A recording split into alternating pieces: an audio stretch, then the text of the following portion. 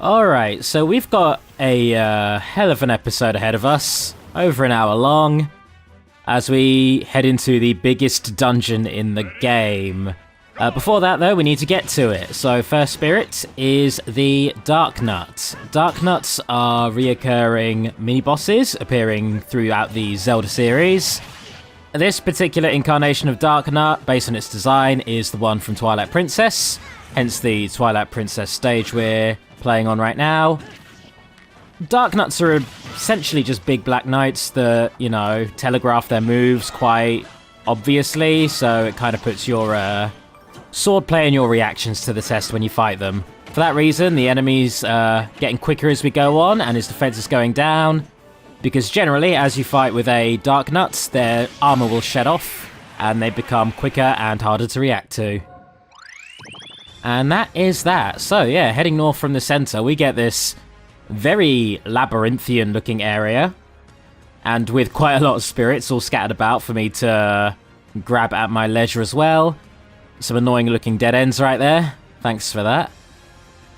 But we have to take down Axel first. Axel is a bounty hunter introduced in Megaman.exe, who works for the Red Alert faction.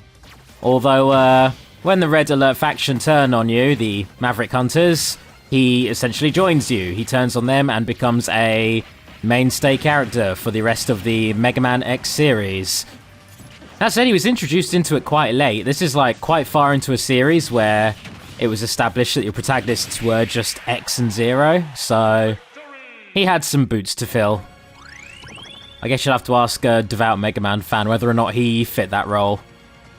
Anyway, moving on, we now have Darkrai. Darkrai is a Dark-type Pokemon, legendary Pokemon at that, introduced in Generation 4. For the longest time, Darkrai was arguably the most broken Pokemon in the entire game, because he has a move named Dark Void, his signature move, which he uses in Smash as well. Dark Void quite literally breaks the rule of competitive Pokemon by putting both of your opponents to sleep. So you've won the match, basically. It just instantly wins the game. So, yeah, they've nerfed it since then. It has really, really garbage accuracy to make up for that. And, I believe after X amount of Pokemon have been put to sleep, you're not allowed to put any more to sleep. So, yeah, even still, Darkrai within the lore of Pokemon is, essentially a harbinger of nightmares, like a being of pure nightmares. And to represent him, we have Greninja, who is Smash's only Dark-type Pokemon, save for Incineroar, but he wouldn't really fit the bill. And yeah, we had Luigi's Mansion there to represent a dark, spoopy atmosphere, which is where Darkrai usually thrives. Over here, we have Dr. Stewart. Dr. Stewart is an F-Zero character. He is a surgeon from Mute City, which, incidentally, is where this battle is set. Dr. Stewart essentially became an F-Zero racer to follow in his father's footsteps after his father was killed in action. F-Zero racing is really, really fucking dangerous is the thing. Like, your cars are careening at upwards of 1,000 miles per hour on very precarious tracks, sometimes over cities, and that seems irresponsible. Their insurance must be a fucking... I'm surprised that hasn't sunk the company in and of itself, but whatever. Anyway, yeah, for this battle, it's not too tricky, except for the fact that being a surgeon and being played by Dr. Mario, he's slowly healing over time to represent him, I guess, doing surgery to himself. We also have a timed battle. We have to defeat him in X amount of time.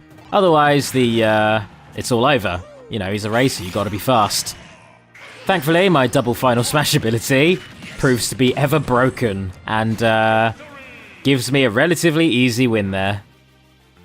So, Dr. Stewart gives you the runner style, boosts your speed, makes you bad at jumping, perfect for any vehicular spirits, and any character who's better on the ground. Little Mac, forget about it. That is the best goddamn possible spirit for Little Mac, because if he's in the air, you're already doing something wrong. Anyway, over here we have another Crazy Hand, same as before. I don't feel I need to show you these, the battle's exactly the same each time. So this time I took him out with Omega Ridley, just for the kicks. Just so I could do Ridley's very good taunts. You can't taunt online.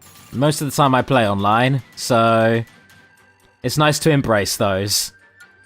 Alright, still don't have the Crazy Hand Spirit, which indicates that I'm going to have more battles with him going forwards.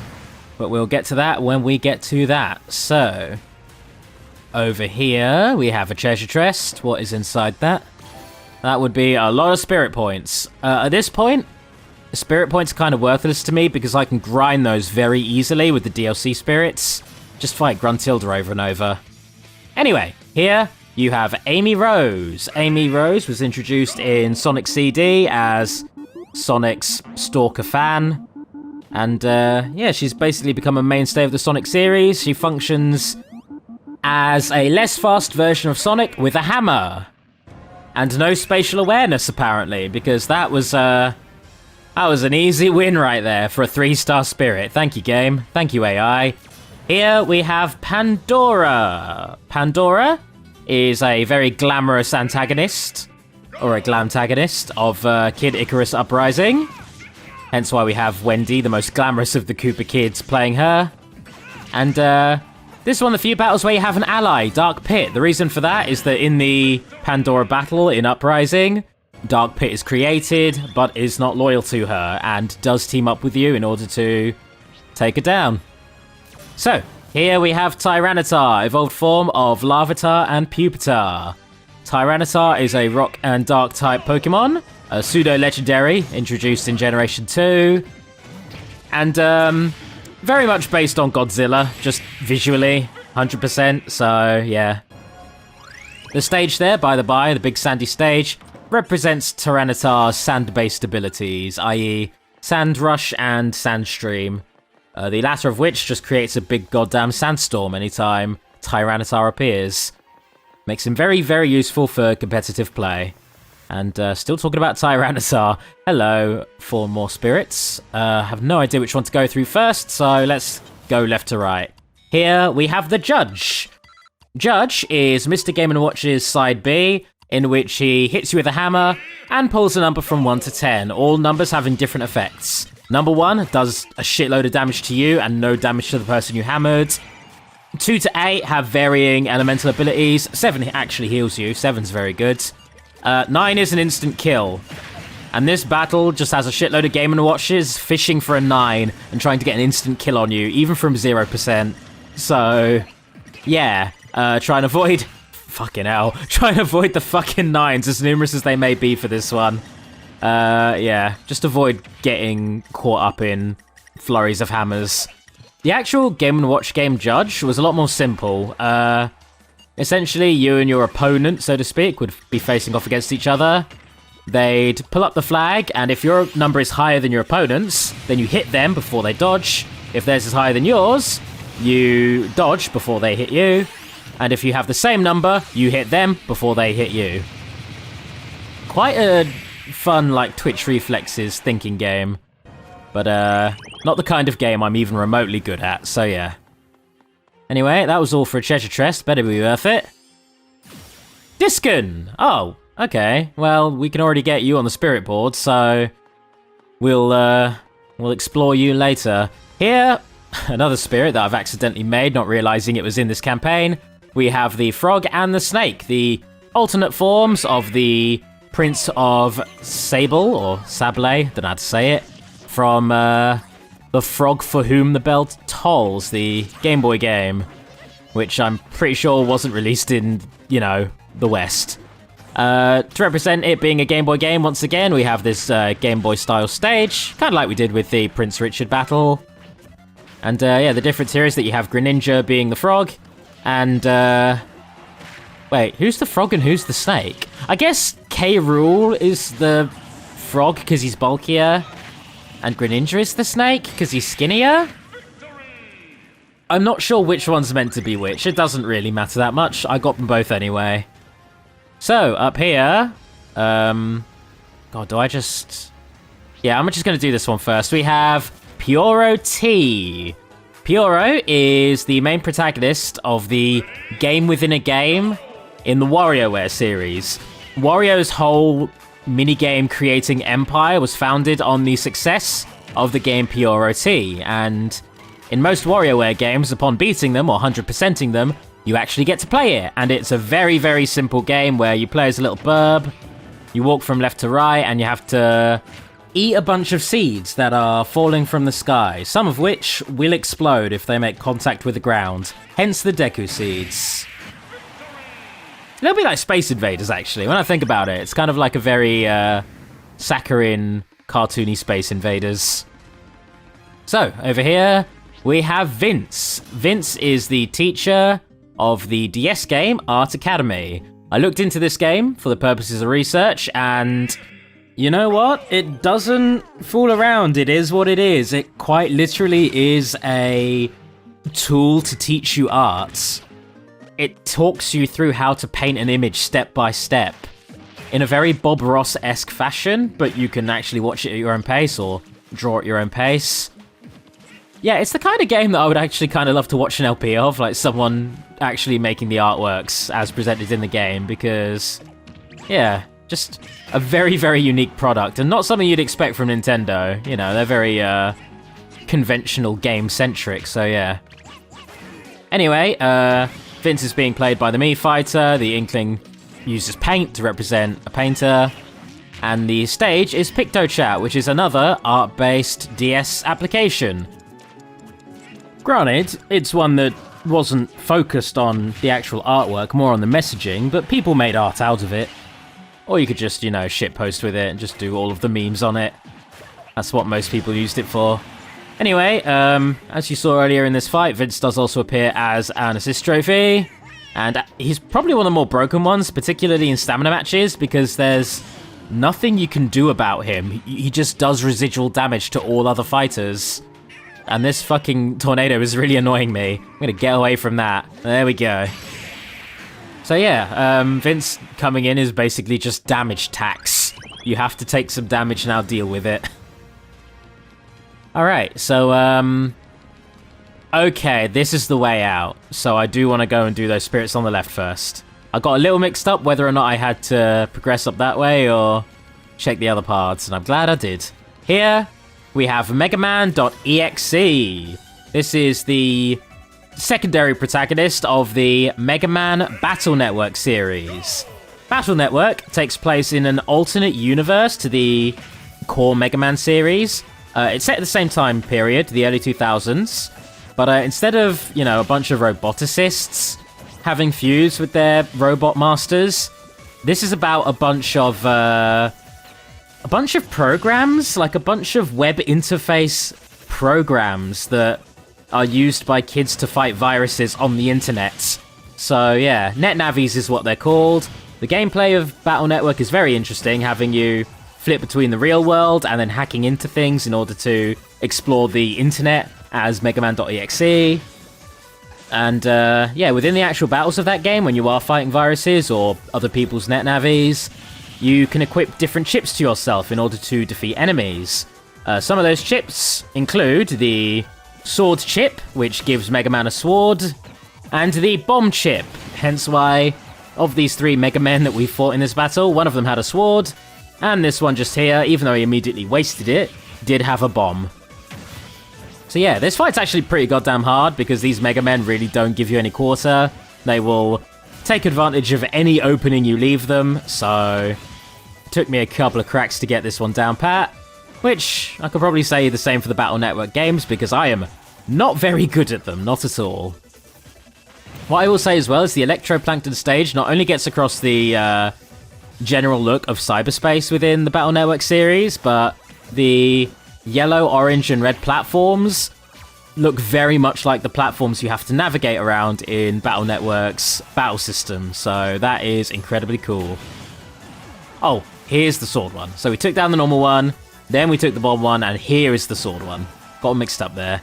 I've got my final smash now. I just need to find the perfect time to use it. I don't want to blow this one. I want to actually get the most out of this. There we are. So that's one good, clean final smash.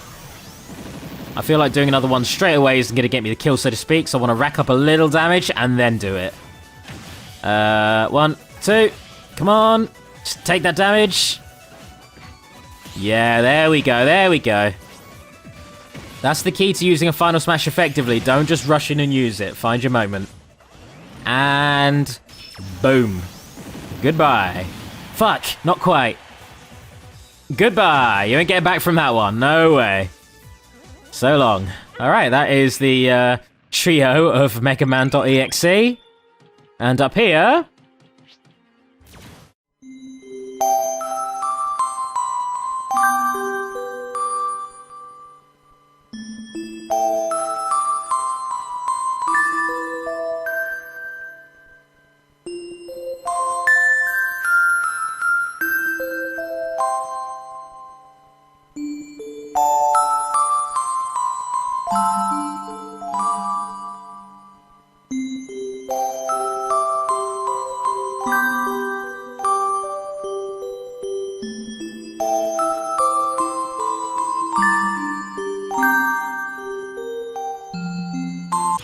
Yep, just like that. That's how I remember it going.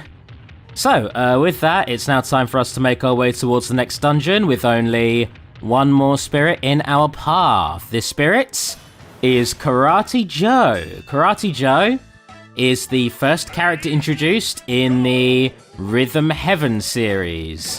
His minigame essentially had you punching and kicking boxes to the rhythm of the song.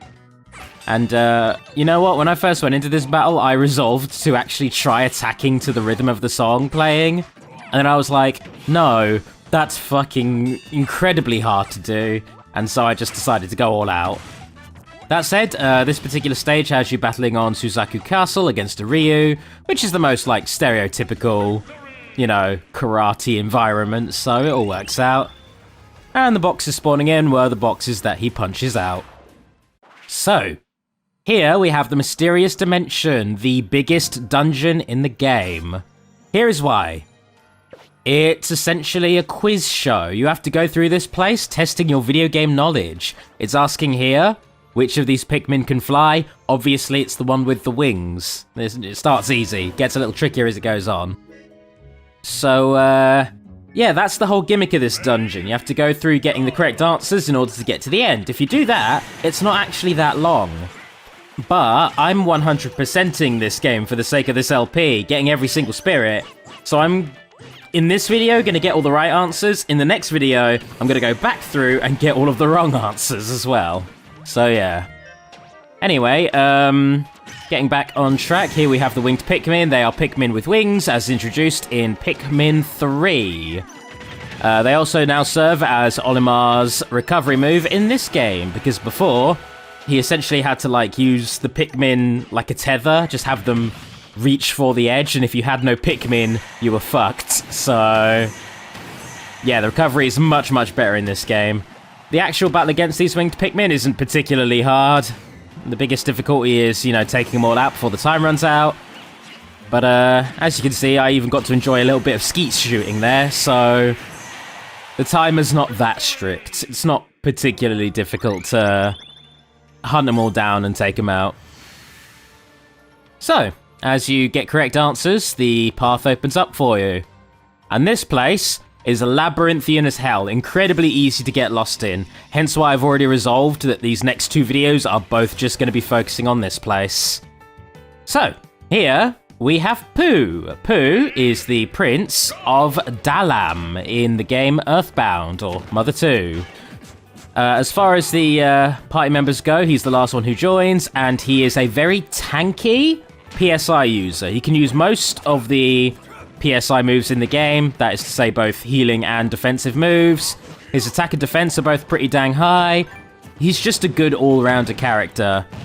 That said, there are a few funny quirks about him, because he is essentially a prince from an eastern land. He is very, very snobbish about food, so will not take full healing from eating Western food. He has to eat food that he's more comfortable with in order to get the full boon. On top of that, when you first meet him, he's essentially doing this big test, a test of trying to blank everything out and learn how to become one with himself, essentially. And yeah, there's a whole section of the game where you, playing as Pooh, just have to sit and do absolutely nothing and not get distracted by anything. despite the fact the game will sit there and try and distract you, and that is incredibly charming. I really like that. So yeah, the actual stage we're battling on is very, very similar to the overall look of Dalam, which is itself a city in the clouds, with Paluteida's temple back there really getting across the whole, you know, royal aspect of it. And this fight's actually pretty fucking hard. I'm fighting with Paula, so I'm using another Earthbound party member to fight. But yeah, Pooh here, he's a tough cookie all around. And I'm really not good at doing that digging bowling ball combo that is such a devastating 1-2 online. Because, yeah, the computer AI just knows to mash out of it, and can do so very effectively. What it can't do is evade final smashes. Goodbye.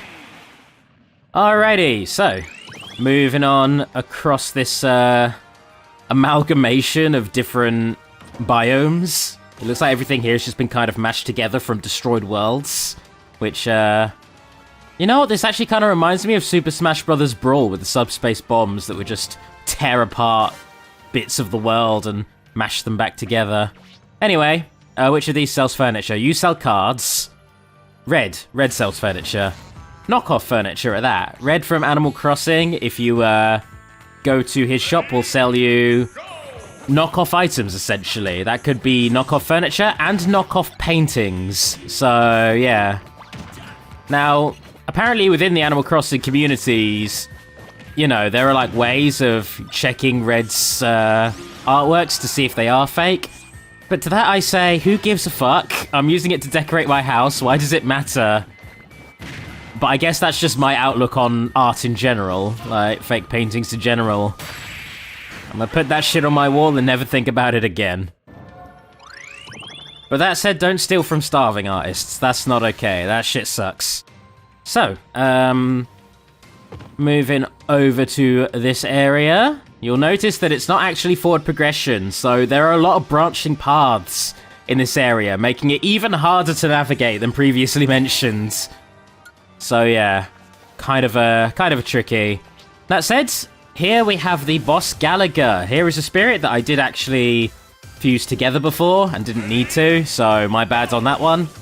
But now we can really enjoy the spirit battles, so yeah, Gallagher. Gallaghers are a bunch of alien ships that essentially fly down towards you, and you have to take them out in a very Space Invaders-esque fashion, or a Gallagher-esque fashion, since it is kind of a very well-known series that does its own thing.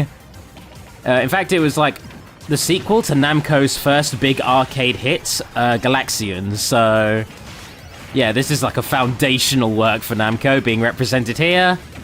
And it's being represented by the Gallaghers, which use their tractor beams to try and kidnap you, as they generally do. And you have all these Pac-Men who can not only throw Gallaghers as his part of his B move, but can also use the Gallagher's tractor beam as his grab. So, just a fuckload of Gallagher going on here, and we're battling on a ship, and the final smash I'm using, incidentally, also involves an exploding ship. Lots of spacecraft going on right now. And one more Gallagher to blow the fuck away. There we go. Space Pirates versus Space Invaders.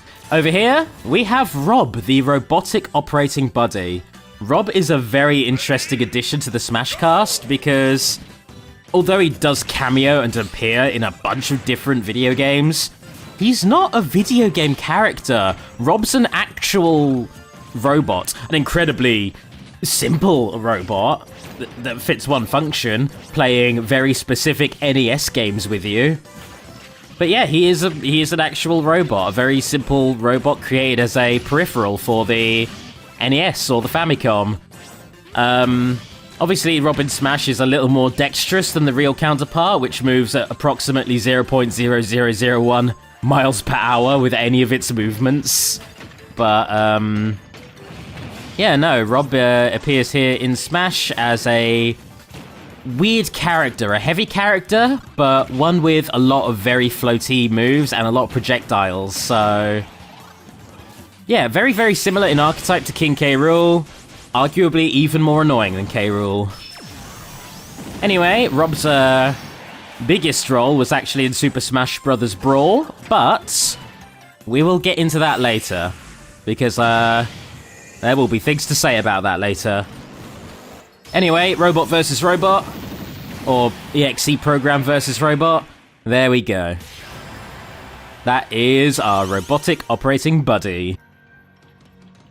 Alrighty, so yeah, this was a dead end. Let's get back to the main path. Let's scoot on over and slide on the mist. So going over this way, we get another question. What's this one? Which spirit is an Opon? Okay, that's simple. Over here, we have a cat from Kirby. That's not an Opon. There's Tora, an Opon. And here is Starlo, a weird little star buddy from Bowser's Inside Story. We're here for Tora. Tora is a Nopon party member from Xenoblade Chronicles 2. He's actually quite a tanky character, despite his small, cutesy appearance. And he uses an artificial blade in the form of Poppy, who we have previously seen in this LP. So for this battle, we're battling against Tora and Poppy, working together. Poppy refusing to die. And yeah, the stage we're battling on, the Gower Plain, is something of a reference to the Gormott province, where Tora hails from. And that is that. Oh, we get a treasure chest for that. I think the treasure chests only appear if you get the right answer first time. I can't confirm or corroborate that because I got all of them right on my first time, but yeah. What can I say? I don't research all of this LP, I'm just a massive fucking nerd who retains useless information. Which spirit is the King of Twilight? This is debatable, because it's Zant from Twilight Princess, but he is working for Ganondorf from Twilight Princess. But technically, it is Zant. Zant is the one who takes that specific title, so I'm gonna take down Zant. Zant is a character who, throughout Twilight Princess, comes off as being very cold and sinister and somewhat scary. And then when you fight him, he just starts acting completely unhinged, like gallivanting about and making weird noises and shrieking. During his boss fight, he teleports around, and during one phase of his boss fight, he becomes giant. So that's why we had Abra and the giant effect coming into play there. Not that I really gave him the time to explore those, so easy win on that one. Anyway, pushing on up. Like I say, if you're in doubt in this area, just try and work your way upwards is generally the goal. Keeping in mind that some of the paths will just like loop you around and send you back on yourself. Here is Greninja. Greninja is a water and dark type Pokemon from Generation 6, a starter Pokemon at that, and is the final form of Froakie and Frogadier. Greninja is water and dark type, but its typing is kind of a moot point when it comes to his hidden ability, Protean, which, as a ninja and as an incredibly capable fighter, an incredibly versatile fighter, Greninja is one of the few Pokemon who can change its own type on the fly, which for competitive battles makes it incredibly fucking broken. And I fucking love it, and the fact that it got into Smash is amazing to me. In terms of its general aesthetic, it's a frog ninja, and it uses water in order to augment its ninja-like abilities. And new to this game, this particular installment of Smash, when Greninja uses his final smash, he transforms into an alternate form, which was introduced just before the release of Generation 7, Ash Greninja, in which Greninja fuses with Ash Ketchum in order to become incredibly powerful and boost his power and reflexes. This opens up a whole can of worms, because this is now the official first recognition of Ash Ketchum as a being in the Smash universe. And even in most of the games, like, Ash used to just be a product of the anime, but now through Greninja, he's kind of semi-canon. It's very strange. Yeah. Pokemon has a weird kind of relationship to its protagonists. Anyway, which of these spirits is a scientist? Getting back on track, we have Andros, who's a mad scientist, Goldbone, who's a skeleton, and Adam Malkovich, who's a colonel. And I have things to say about Adam. Andros is the main antagonist of Star Fox, like the entire Star Fox series, with this particular incarnation being his Star Fox 64 self. So for this particular battle, he has SNES Andros here assisting him, his older form in which he's riding what seems to be a giant robotic ship. But yeah, 64 is what really cemented him as being so incredibly powerful and so evil that he's forsaken his body and become a giant, floating, terrifying, powerful head. Science. The joys of science. Anyway, for this battle, gravity is low, because gravity generally is low when you're flying around in an R-Wing and trying to gun this giant head monkey monster down. And as you can see, the stage that we are battling on is Venom, which is where Andros hails from. So that is that. That spirit can in fact be upgraded, and its upgrade is incredibly fucking distressing, particularly for me. We'll get into that at the end of this episode. So, that's also not where I need to be going yet. That's also a detour. So, moving forward, here we have Raymond Bryce. Raymond is the protagonist of Disaster Day of Crisis, which is a Wii survival game of sorts. In said game, you play as Raymond, who has a military background, and you are sent on a mission to take down a group of terrorists. However, you have to do so amidst a slew of natural disasters. Hence why this stage has a skyscraper-esque aesthetic, which very much works for getting across a metropolitan city kind of location, but with periodic strong winds and earthquakes to represent the natural disasters. You'll also notice that for this battle, Raymond is being played by Fox. Reason for that is that, yeah, both of them have a military background, so to speak. So, yeah. And who better to be doing this mission with than Albert Wesker, who himself is a product of a horrifying disaster. Not a natural one, more of an engineered one, like human created, but functionally it kind of works. Anyway, I am going to run you over with the Wesker-mobile. Yep, that's what Wesker does. Pretend it was a truck with, like, blood all over it. Then it'll be fitting. Then it'll be fine. So, which group hails from Inkopolis? Well, that's just easy. That's going to be whichever characters are from Splatoon.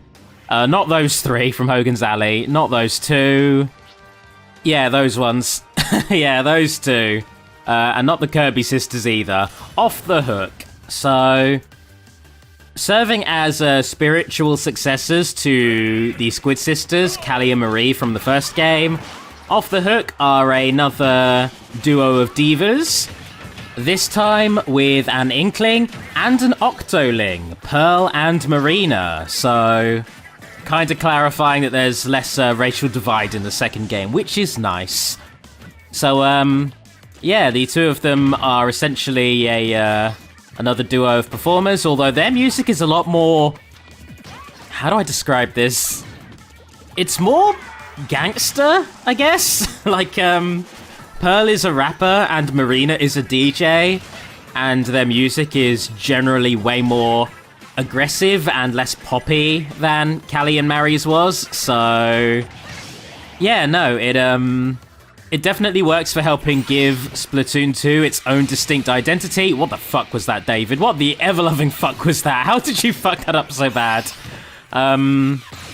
Yeah, though. Yeah, they very much have their own sound, and I think I prefer them a lot more to the original Squid Sisters. That said, they're only 3 stars, so that's a bit of a shame. I would have swapped the rankings around, personally. Have those two be the 4 stars. So, moving on up in the world. And this definitely is forward progression, so we are going the right way now.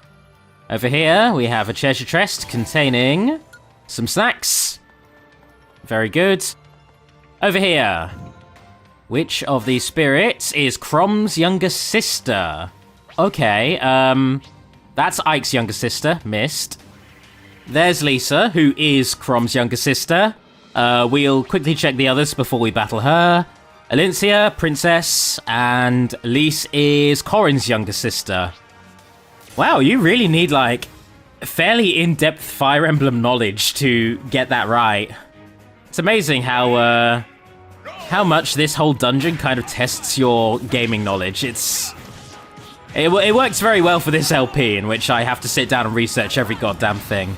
Anyway, getting on the topic of Lisa, she is Chrom's younger sister. She's around since the very beginning of the game, since she is with Chrom when they find a comatose Robin. She's the mother of Owen, the time-traveling son of hers, and whoever she ends up getting married to. And, yeah, as a character, she is an axe user, but she's best to be spec'd into being more of a healer, so for that reason, we have Isabelle representing her to represent how Lisa is generally a very peaceful person. And she is gradually healing over time to represent how healers in Awakening will eventually gain the Renewal skill, which at the beginning of every turn will heal a big chunk of your health for free. So, yeah, this battle's not too tricky. If you focus on getting rid of Lisa first, you can then focus all your efforts on the Chrom and the Robin protecting her. That is to say, her brother and friend or potential lover. And there we are. So, that opens up... God, this place is fucking confusing to navigate. Now we've got to go to the left-hand side to progress upwards. Yeah, sure, that's how it works. Gotta go right to go left. Oh my god. Imagine getting lost in this place as well. You'd just be flitting around for ages. Oh boy. Alright, Cheshire Trest.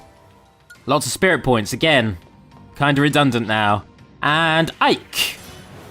Ike is the main protagonist of Fire Emblem Path of Radiance, my favourite Fire Emblem game, and he is a side character in Fire Emblem Radiant Dawn, one of my least favourite Fire Emblem games. Yeah, Ike is the son of Grail, head of the Grail Mercenaries, and upon his father's murder at the hands of the Black Knights, Ike becomes the leader of the mercenary group, which is essentially the game's jumping off point for a story about furry emancipation. Because Ike is the wokest bae in the Smash Bros. Cast. Now, while I should be focusing on upward momentum, I am going to get distracted here by Regigigas. Regigigas is a legendary Golem-based Pokemon introduced in Generation 4.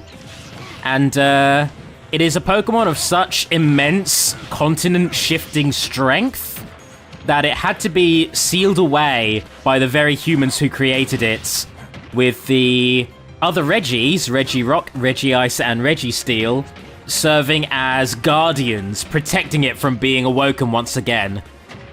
Now, this thing sounds incredibly fucking dangerous and powerful, but there's a drawback.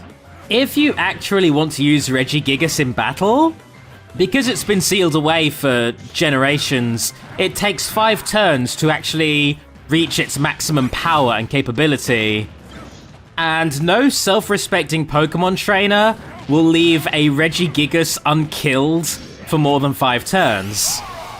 So, Regigigas will rarely, if ever, get the opportunity to actually use his strength, and will usually be bodied while he's still weakened, making him functionally the worst legendary in the entire series. One of the worst Pokemon in the entire series.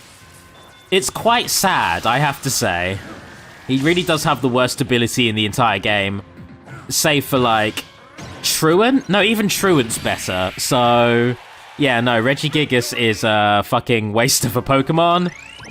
And that's why in this battle, as time went on, he does get more powerful. But I didn't give him the chance. That's our boy. What the fuck is over here now? Is this further upwards? No, this is a detour. It's a full-on detour. Fuck, well I'm here now, might as well. Who can Kirby not inhale? Interesting question. What'll do? We can inhale that, obviously. Wispy Woods? He can inhale the apples coming off of Wispy, but not Wispy itself. Scarfy definitely can't. That's a weird one. It feels like there's 2 correct answers. Wispy and Scarfy. Bugsy, you definitely can after his boss fight. That's how you get the suplex ability. I'm going to go for Scarfy. I think that's the one they intend to be 100% correct. Because if you try inhaling a Scarfy, it will turn into a monster, an unkillable monster, and start hunting you down with the intention of biting your face off. So yeah, that's actually what this battle is representing as well. We had the weak, innocent little Scarfy, who we insta-killed, essentially. And in response, we now get these 3 far more dangerous red Kirbys representing the angriest Scarfies. So, yeah. The whole point of Scarfy as an enemy is, I'm peaceful, why did you even attack me in the first place? Fuck you. I'm gonna get you now. You started it. Alright, yeah, that is definitely correct. So, that leads us to a new area. But the Wispy Woods, though. Fuck, the Wispy Woods still feels right. I may have to revisit that. Okay, moving forward. Who fought alongside Alucard to defeat Dracula? Now that I've watched the Netflix series, I know that it's Trevor. But at the time of recording, I hadn't, so fuck. This was me panicking at my one Castlevania blind spot. It's definitely not Kid Dracula. I can eliminate that because that is Dracula. Fucking Wispy Woods is bugging me. I'm gonna go back and fight Wispy Woods because fuck this. It's annoying me. Wispy Woods cannot be inhaled. Maybe in one of the games where Kirby can hyper-inhale, maybe. But to my knowledge, Wispy Woods can't be inhaled. I will die on this fucking hill. Let's fuck him up and find out. Alright, Wispy Woods. Yeah, even for the battle, we're battling against the fruits that drop off of his head that you do inhale to spit back at him to damage him directly. So, yeah. Also, this battle is being represented not only by the Wispy Wood stage, but also by the strong winds, which Wispy can blow out in order to blow you away. And the actual Wispy on the stage is also exhaling, so... fuck me. There's a lot of disorientation going on in this fight. All for a fight that I'm fighting out of annoyance and stubbornness at this point, because I'm so adamant that I'm right about this. So... god damn it. Anyway, only a couple more apples to go, a couple more fruits. Oh fucking hell, one of them stole my my ability to use a gun. Oh no, the apple has a gun! Watch out! It's coming for us! Okay. Got my finishing move out. I should be able to clear this quite easily now. Fuck, I can't even get a clean shot on anyone in this stage. It's too disorienting. There we go. That is one of the apples dead. Damn if Kirby doesn't deal with this more efficiently. And 2 more to go. 2 more to go. Just need to actually land hits on them and not get blown away. Even with my wind resistance, this is a lot. Like, visually, it's a lot. There we go. Now, game, put me out of my misery. Fuck, I was right. Okay, yes, both of those were correct. Oh my god, I found a secret. My big brain play gives me a big brain Pokemon. Mewtwo. Mewtwo is well, within the lore of Generation 1 and the gameplay of Generation 1, Mewtwo is the most powerful Pokemon ever created. Mewtwo is an enhanced clone of the mythical Pokemon Mew. And, within Generation 1, his stats are fucking broken. You can't defeat Mewtwo. It's literally impossible at a competitive level to defeat Mewtwo. Unless you do so with Chansey at a stretch, or Mew, the thing that it was cloned from. Or another Mewtwo. Those are the only things. Modern Mewtwo has a lot more counters and checks because of the abundance of legendaries, but even still, he's fucking monstrous, particularly when transformed into his X form or his Y form, the latter of which serves as his final smash. Mewtwo, being this all-powerful and incredibly aggressive fucking monster, is also the main antagonist of Pokemon, the first movie, Mewtwo Strikes Back, and its Netflix remake, which I refuse to watch because a fucking look at it. So yeah. Anyway, within the Smash Brothers series, Mewtwo was wanted for the first game, but Jigglypuff kind of beat it out for a spot. Cuteness won there. Since then, he was added into Melee, in which he was upsettingly and unfittingly kind of weak. And then he was brought back for Smash 4 and Ultimates, in which his true power has been realized and he can be fucking terrifying to fight against, particularly in the hands of a competent player. So yeah, that's our boy Mewtwo. Fucking rad legendary Pokemon, probably my favorite. Yeah, probably my favorite. Okay, this is where I bit the bullet and decided to just go for Trevor Belmont, despite not actually knowing the answer. This was me guessing, and guessing correctly. So, Trevor is the main protagonist of Castlevania 3, and also the Netflix series, which is an adaptation of it. For this battle, you're actually taking on different allies from that game. This first one, Sheik, is Grant Dynasty, a thief character who appeared in the NES game, but for some reason hasn't appeared in the Netflix series. I think it's been rewritten to omit him as a character, with only slight allusions made to him. Palutena here is playing Sifa Belnades, who is a magic wielder. So, yeah, she's essentially the mage of the party who can manipulate magic in order to help Trevor along his way. Finally, you get Trevor, being played by Simon Belmont, because a Belmont for a Belmont. Trevor and Simon, timeline-wise, aren't actually that far apart from one another. I think like 100 years separates them or so. And eventually, Alucard himself steps in to help out as well. So this is a 4 versus 1 battle. No wonder it's a fucking 4-star battle. 4 versus 1. I should have died there. That should have killed me, and yet somehow it didn't.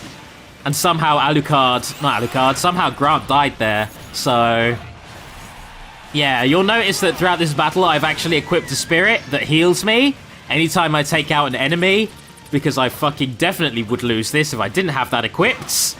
Like, Alucard's little slap there would have killed me if I didn't have that 20% healing. And, yeah, once again, we're in that same situation we were with the Alucard battle, where it's just trying to deal with Alucard and Trevor, who together, on their own, provide enough of a fucking problem for me. Holy shit. It's like actually being Dracula there. Good lord, how far does this detour go?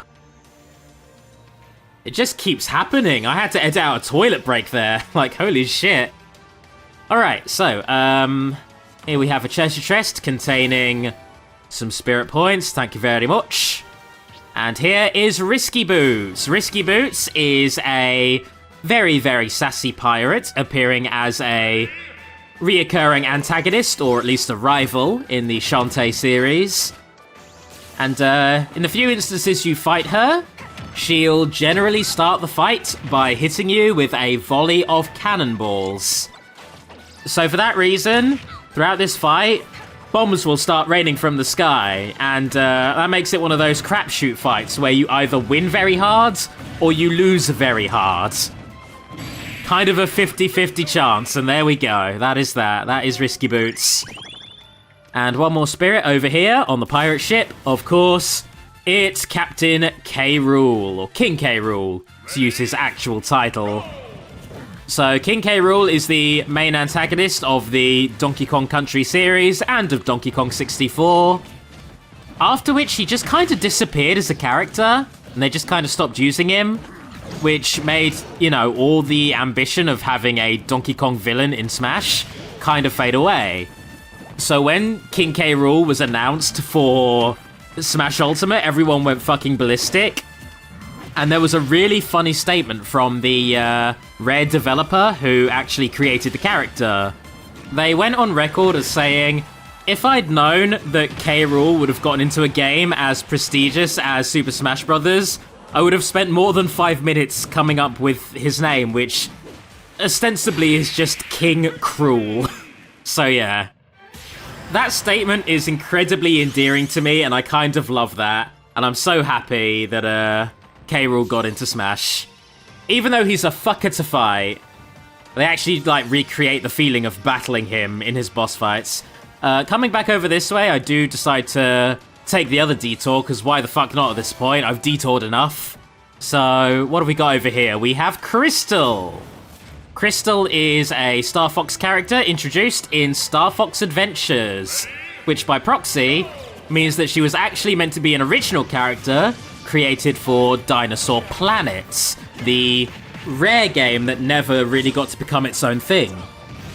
That said, even though she was meant to be a one-off character, she did go on to become a mainstay in the Star Fox series, becoming another Star Fox pilot.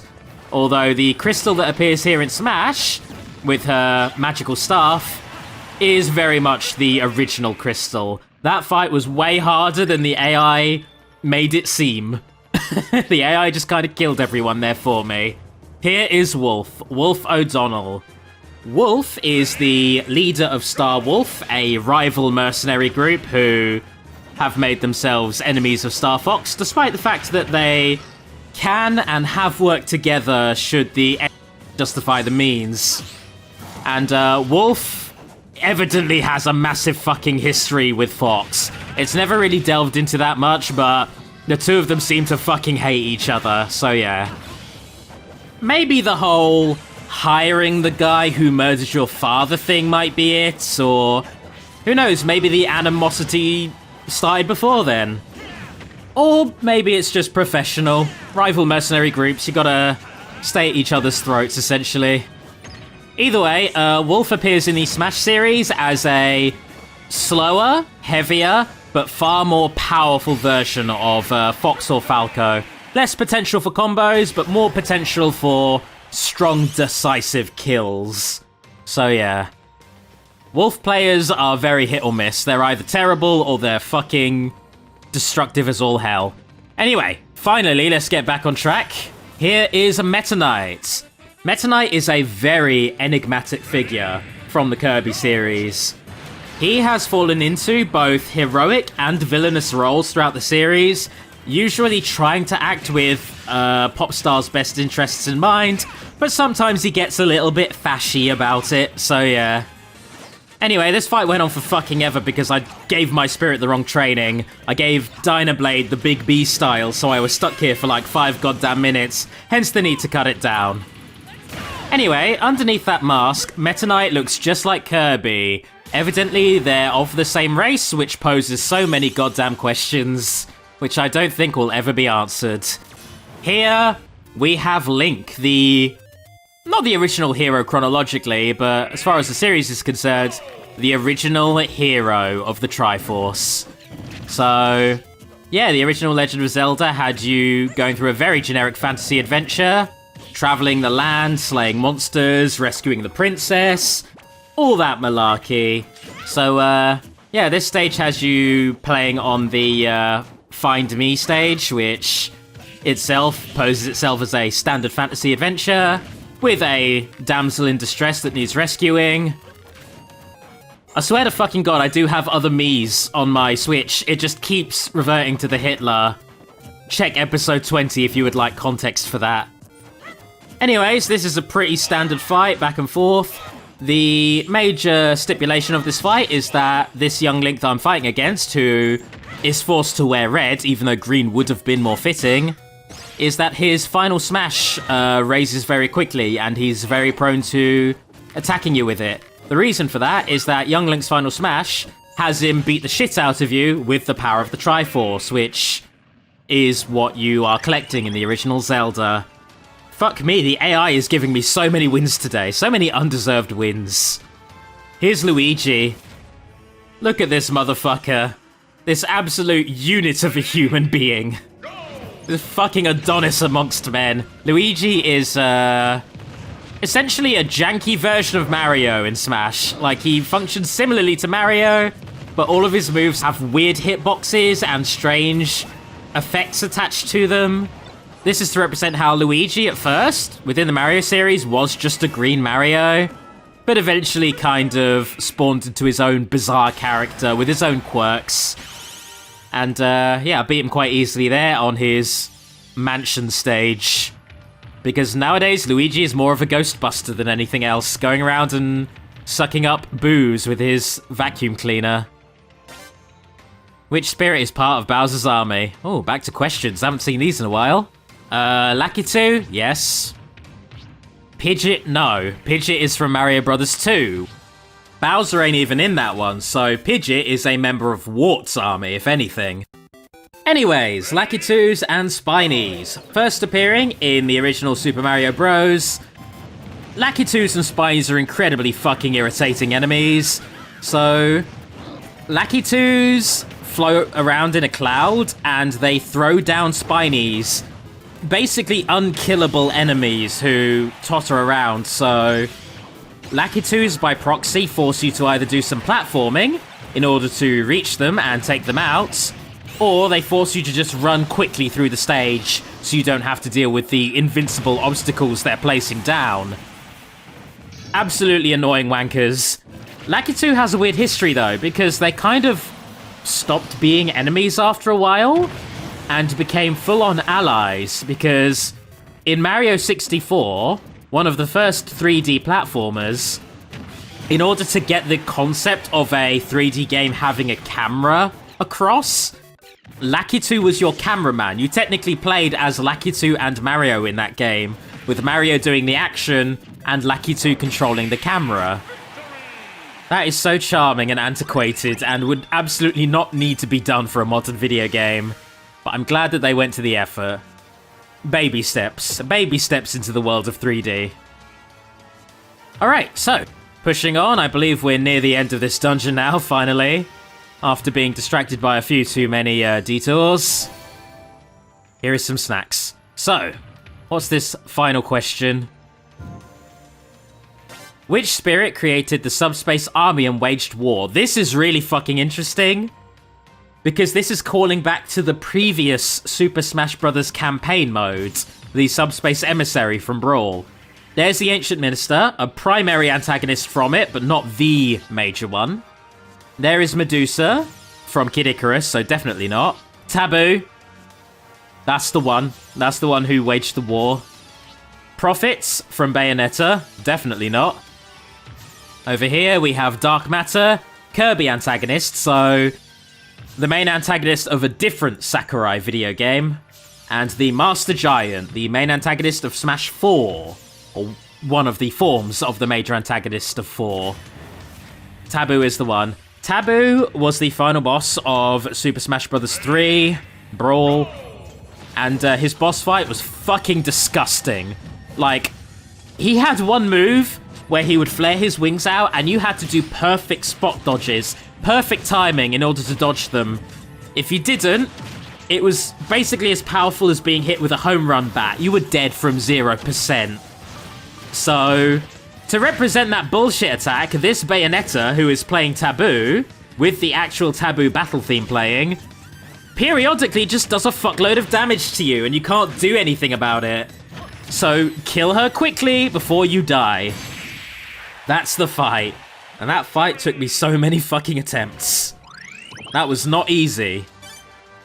I had optimized spirits for that one and everything, so yeah. Alright, so, we're being dragged towards a boss fight, even though there's a perfectly good treasure chest there. We'll have to get that next time.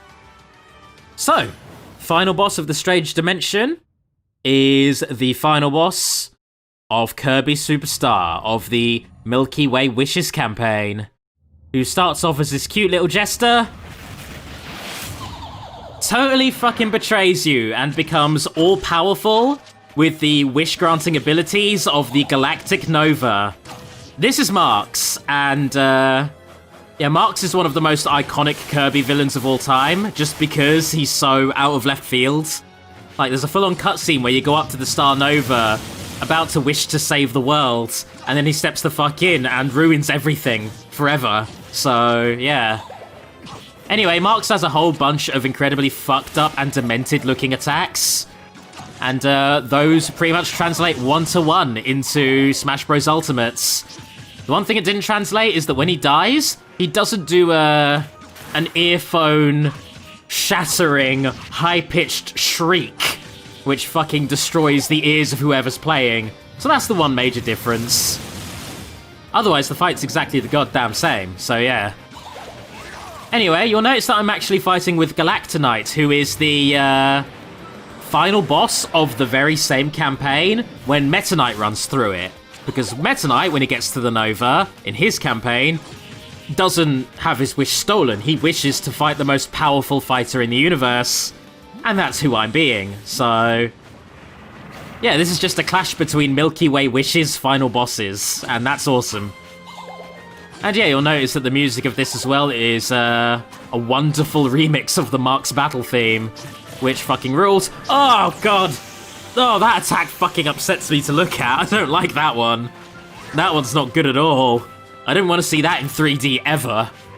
Thank you very much, Smash Ultimate. So, yeah, this fight's actually pretty evenly cut at the moment. We're both on the ropes. I just need to be more careful, because Marks very much does telegraph his moves.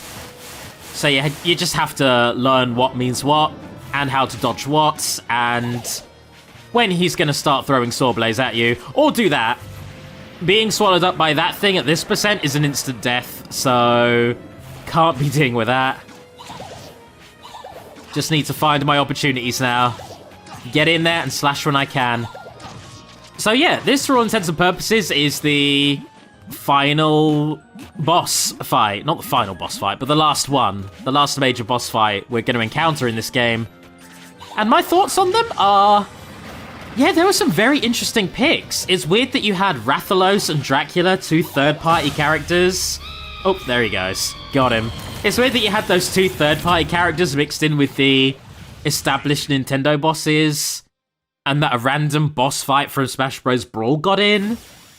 But not Porky, not the battle against Porky, which I thought would have been fucking amazing to have in here.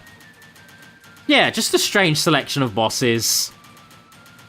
Anyway, from that we got the Mark Spirit, and there we go. We've taken down all the major bosses in this campaign. So what comes next, you're probably wondering?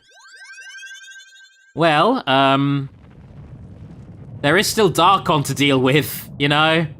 The giant, satanic, evil, fucked up monster that kind of stepped the fuck in as soon as we took Gleam down. He's still a problem. So we should probably go fight him as well. Yep. There he is, just kind of chilling out in the middle. Big, horrible, pulsing eyeball. So, that'll be for next time, or in a couple of parts' time. For now, let's do some fusing. Putting together Pure OT with Blarg, big, horrible, chompy monster, gives us the ultimate Chimera from Mother 3. A big, horrible, chompy monster with a cute burb sitting on its head. They teamed up. Putting together Vince with Eddie, a painter with a being of water, gives us a watery painter. Bowser Jr.'s alter ego from Mario Sunshine, Shadow Mario. Junior needs to use this form more often. Anyway, putting together the Judge with Meowth, that is to say, a cat with a flag-wielding judge, gives us Judd, the Judge, who is also a cat, from Splatoon. Wispy Woods here, putting together with the bonus fruit from Pac-Man, gives us a nice fruity tree. A 4-star spirit from Yoshi's Story.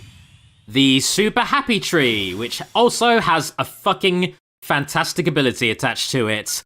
Upgrading, Scarfy becomes Angry Scarfy, as previously discussed.